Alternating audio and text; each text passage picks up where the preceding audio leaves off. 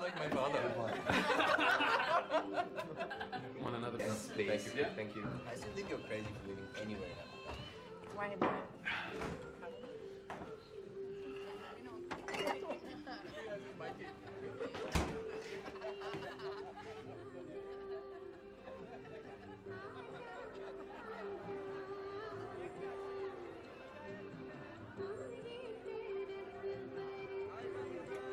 बुड्ढू ये जिलेबी चाहिए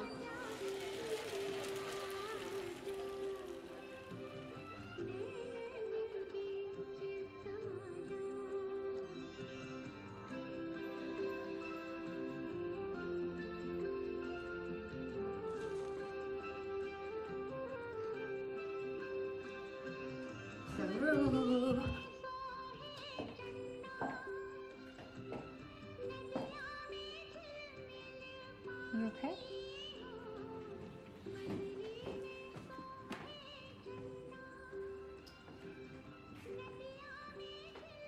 Saru?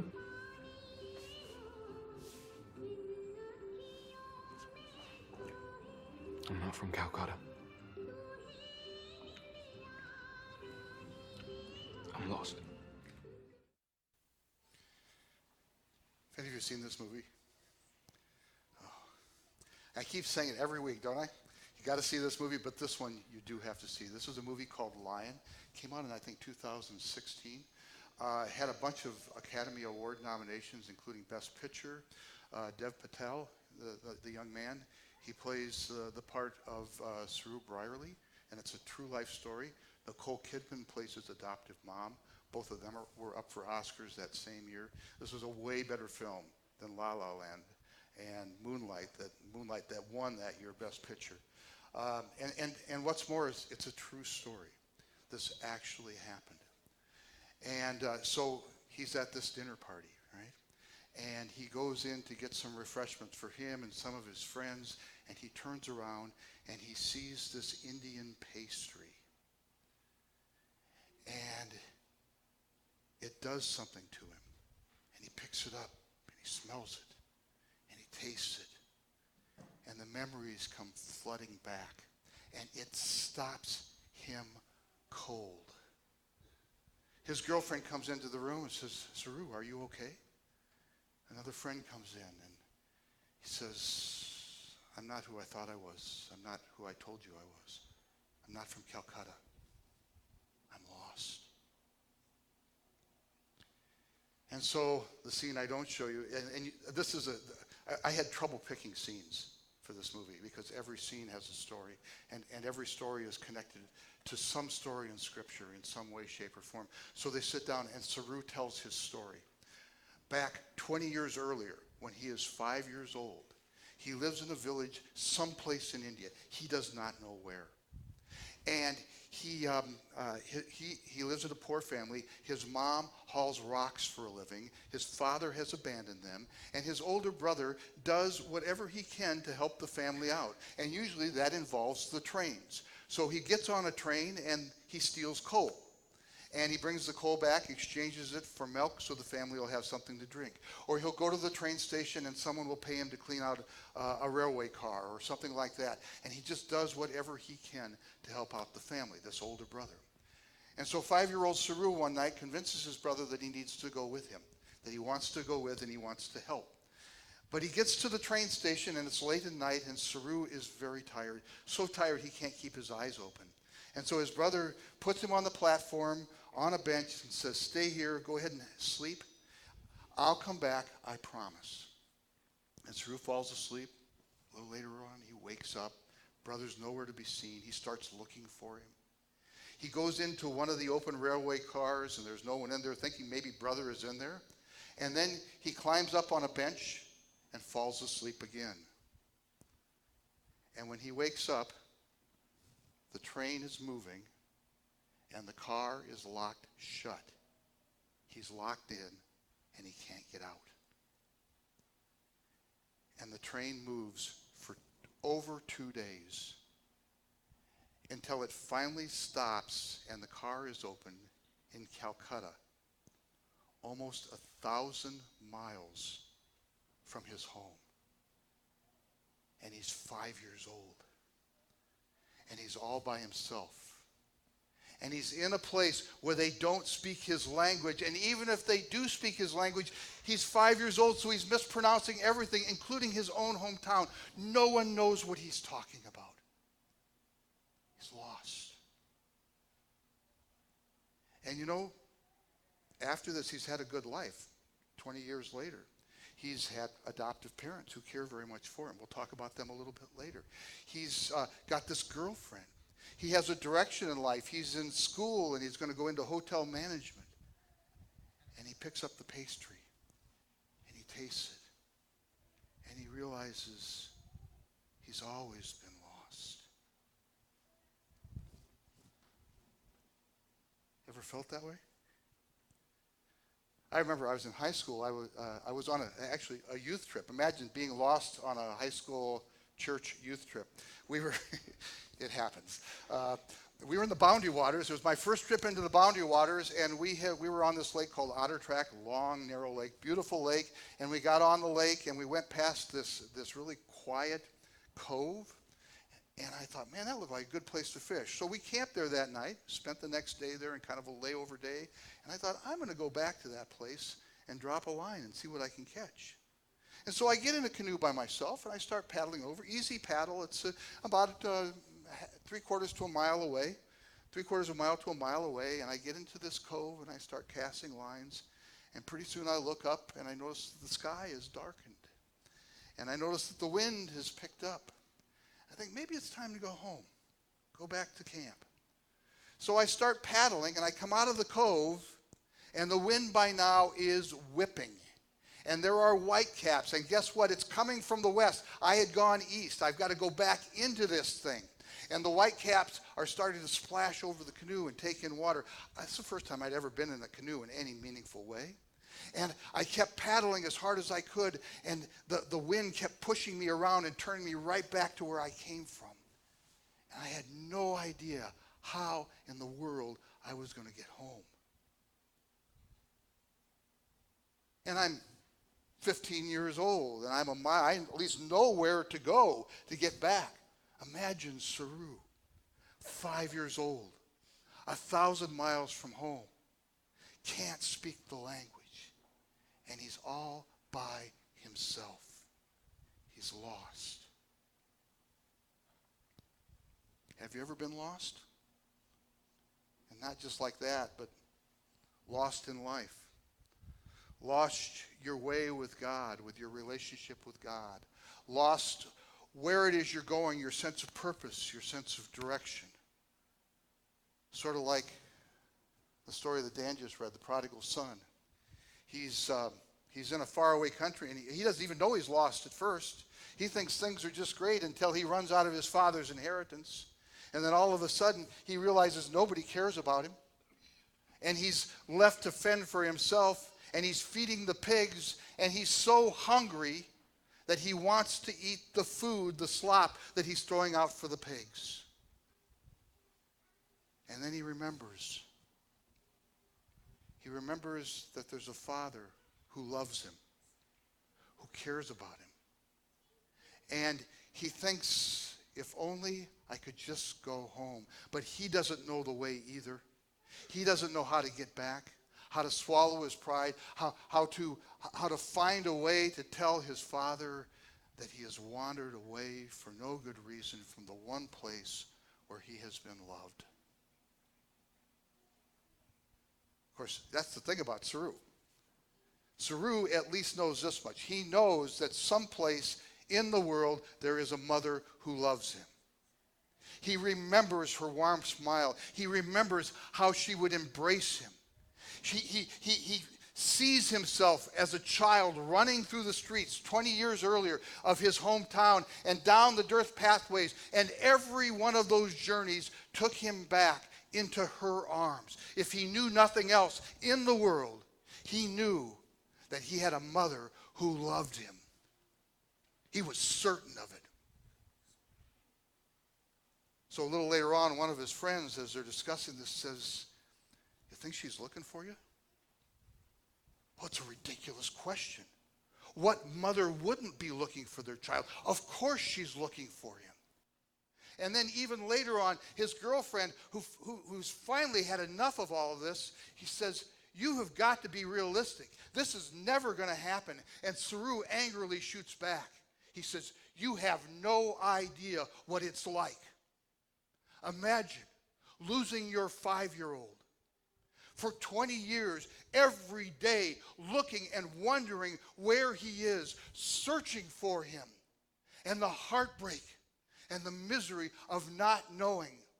I have to look. I have to find her so she knows I'm okay.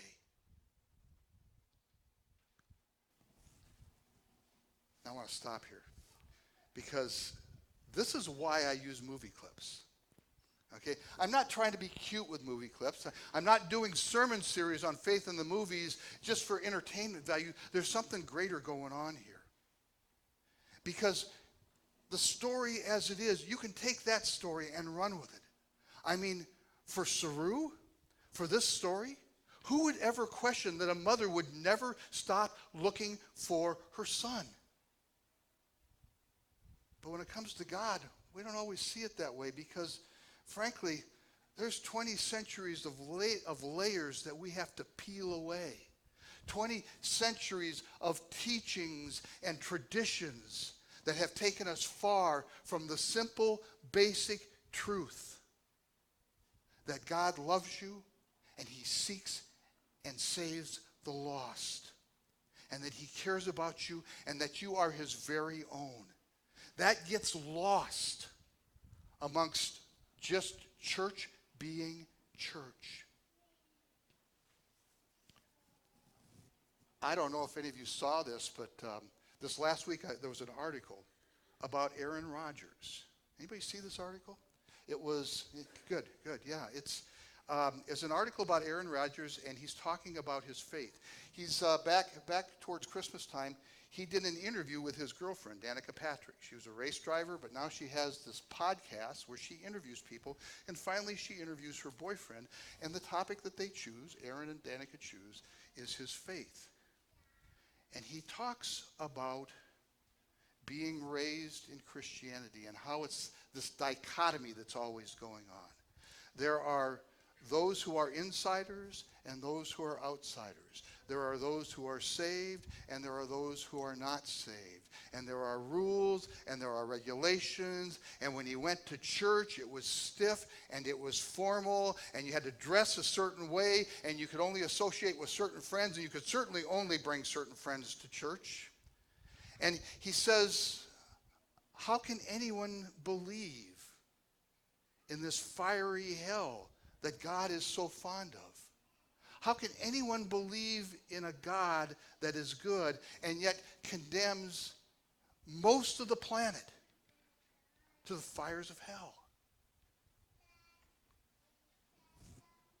Now, the story also goes on to talk about his family and how dismayed they are with Aaron, that he has made these comments. It offends them. But in Aaron Rodgers' defense, and I can't believe I'm doing this. I mean, the guy wears green and gold. But in Aaron Rodgers' defense, where do you think he got that stuff? Here. In a room just like this. And pastors just like me. And church people just like you. And you know, if I could say something to Aaron Rodgers, just sit down and talk to him, or for that matter, anyone else who's like him, and I will tell you that there are piles of them out there. Some of them could never find their way into a church because they know they don't belong. A few of them, the brave souls, are watching right now, but they're watching at a distance because they know they don't belong. If I could just sit down and talk to him, I would say, you know what? Forget about the pressures of your family. Forget about the 20 centuries of nonsense that has nothing to do with the God that we espouse and the God we believe in. Just simply do this. Open your scriptures. Open a Bible. Turn it to Luke chapter 15 and read the story of the prodigal's son. Or turn to Romans 8, where it says, nothing in all creation will ever separate you from the love of God in Christ Jesus our Lord. Or Psalm 121, where it says, God will always be watching over you. And on, I could list one after the next, after the next, after the next. They're all there. I'm not cherry picking. That's our scriptures. Naked and untarnished by the 20 centuries of stuff that we've put over the top of it. Because here's the thing. God is not this long-bearded, old, crotchety man who's looking to destroy the world and to send 3/4 of it to hell. No. God's more like Saru. More like a mother who won't stop looking for her child. That's our God. He's waiting for you. And he simply says, know my heart. Come home. Come home. Let's sing.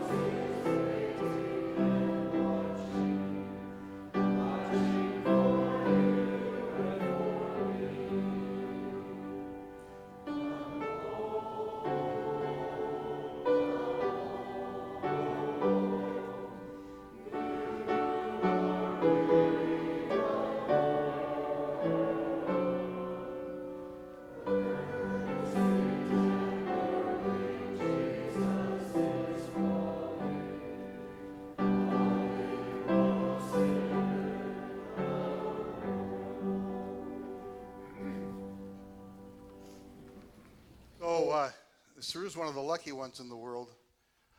He has another set of parents. He has a mom and a dad. Their names are Sue and John. And when Saru was in Calcutta, first as a street child, trying to fend off people who wanted to do evil things to him, and then in an orphanage, they found him and they took him to their home in Tasmania. And they said, you know, if he can't find his way home back to his own mom, we'll make a home for him. We'll adopt him. We'll love him. We'll care for him. We'll make sure that he knows that he has a home there. And these people are faith-inspired. They are loved by God. And so they have seen their mission in the world to love a loveless child. A child that doesn't know love. A child that's abandoned and lost. And so they give Saru a good life. And then comes the pastry and the questions. And he begins searching. His friends tell him about this new thing that's out there. This was back a few years ago called Google Earth.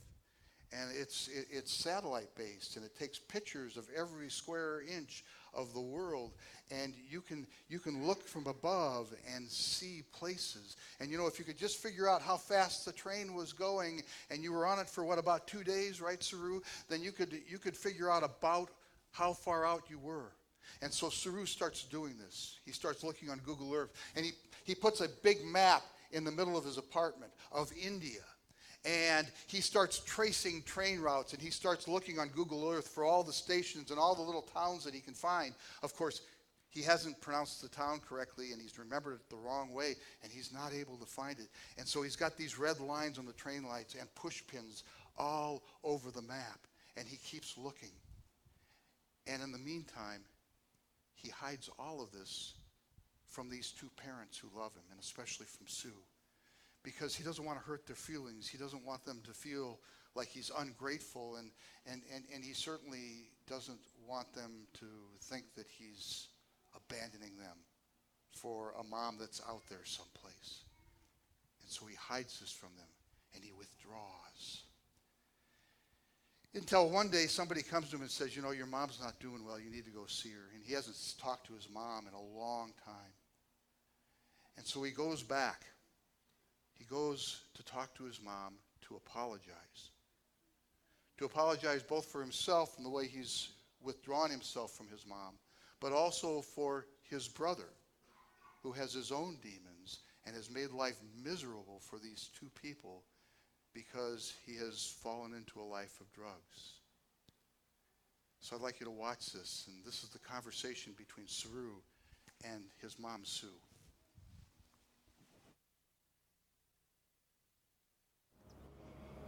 Sorry you couldn't have your own kids. What do you say? I mean, we weren't blank pages, were we? Like your own would have been. We weren't just adopting us, but our past as well. And I feel like we're killing you.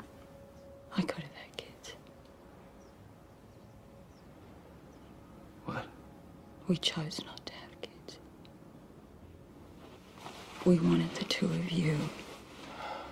That's what we wanted. We wanted the two of you in our lives. That's what we chose.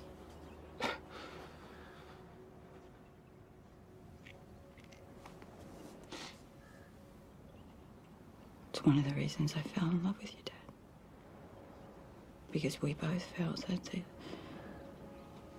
the world has enough people in it.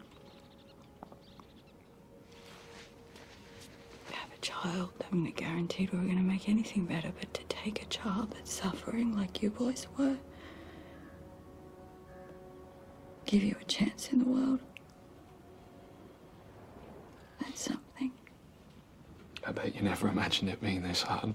It's not a matter of hard. It's not a matter...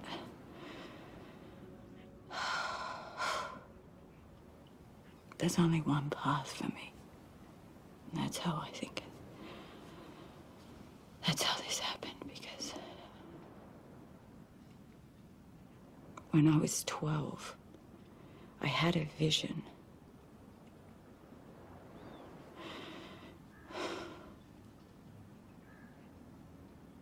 Some people would say that it was a breakdown, but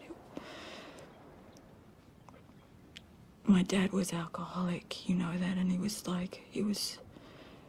a good man. He was out of control, and I was standing out the back of our house. I was looking out across this field, and I just wanted the earth to swallow me up, and I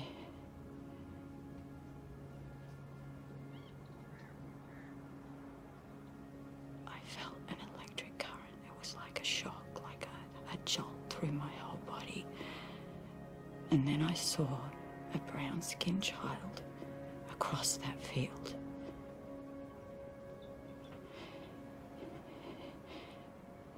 And then it was standing beside me, and it was right there, and I could feel it so strongly. And for the first time in my life, I felt something good. I felt good. And I knew it was guiding me, and I knew that I was going to be fine. It was as if at that moment I could see it. I could see my future right there.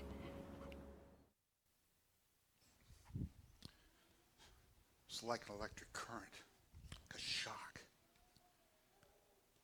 A brown-skinned child I could see in my trial and in my trouble, when I just wanted the world to swallow me up.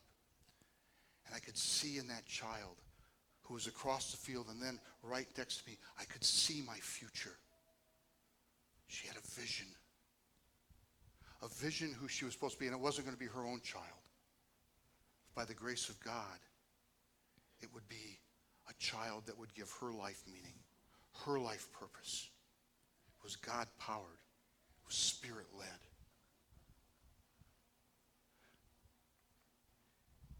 In a few minutes, after this church service, we're going to go into our annual meeting. And I will tell you that annual meetings are not my favorite thing in the world, because more often than not, I kind of know what to expect. We're going to talk about last year. We're going to pat ourselves on the back. We're going to do a little massaging on budgets. There's going to be a few questions. There's going to be objections raised or whatever it happens to be, and I really don't care about that one way or another. And then we're going to talk about next year, and it's going to be, well, we'll just kind of do the same thing as we did the year before. Maybe a little more money, who knows? It doesn't matter. And this is why I dislike these things. Because what we ought to be doing, and by the way, if you have not read my report, go ahead and read it before you come into this annual meeting. I have a question for you. What's our vision? What's our purpose here? I mean, it's a comfortable place, right? Good bunch of people. We like being together. We're tight. We're close knit. We're in some ways so close knit that it's hard for anybody else to get inside sometimes. And when they do, they begin to feel those layers that Aaron Rodgers begins to feel. And there's nothing wrong with that. But isn't there something more? Aren't we here for something larger than ourselves? Shouldn't we, when we go into a meeting like that, shouldn't we come out with a vision that's so profound and so electric that it sets the course for our lives? I don't know if that's going to happen this time. I hope it does. I hope this year is that kind of a year for us, where we're not just putting one foot in front of the other and doing the same thing we've always done before. But instead, maybe we need to be seeing the vision of a child who's standing right next to us. Maybe we need to adopt people who are lost. And yes, some of them are children, but the vast majority of them are not. They're people like Aaron Rodgers who have lost their way. And yeah, like Saru, their lives are messy and troubled and trialed. And we're called to walk beside them, called to adopt them. We're called to help them find their way home.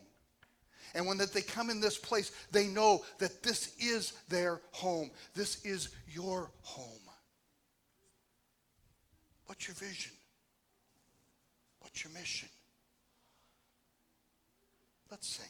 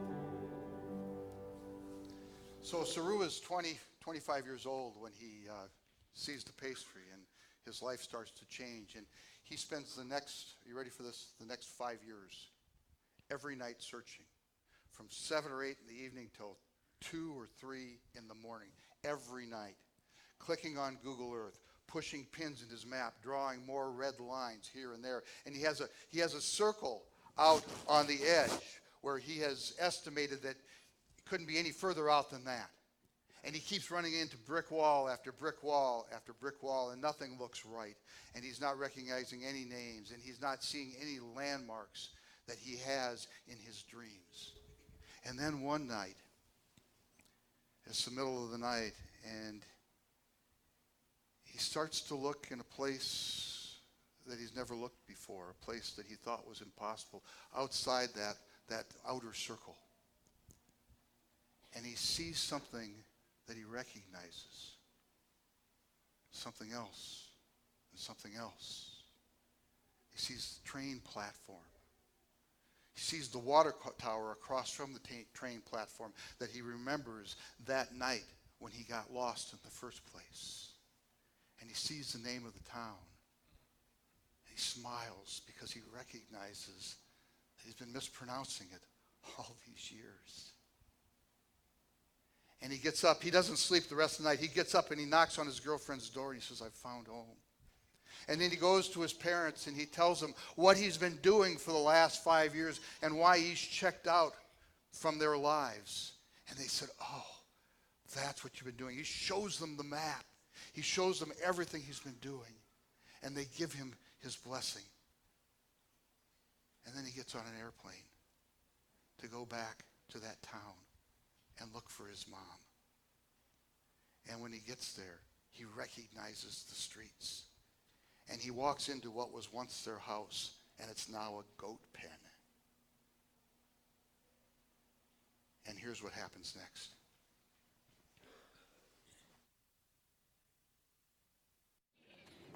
Hey, I used to live here. English में को समझ में नहीं आती, हिंदी में बोलो. I used आपकी to... बात हमको समझ नहीं पड़ रही. Can I help?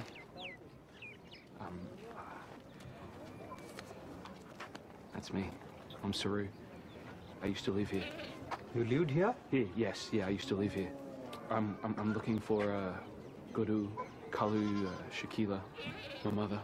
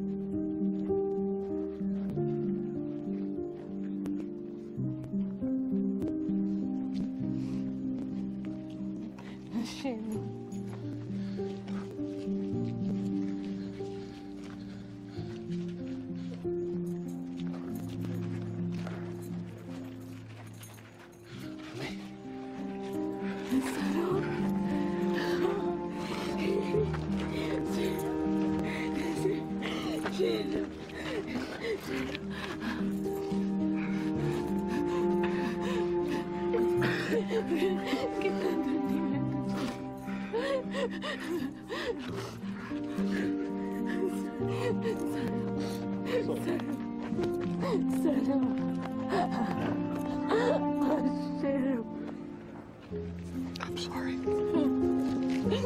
I'm so sorry.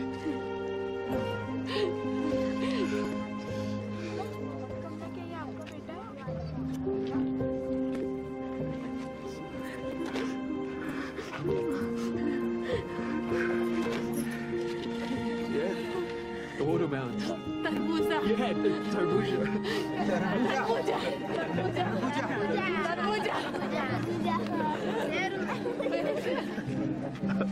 Sheru. मेरा शेरू आ गया. मेरा शेरू आ गया. शेरू आ गया.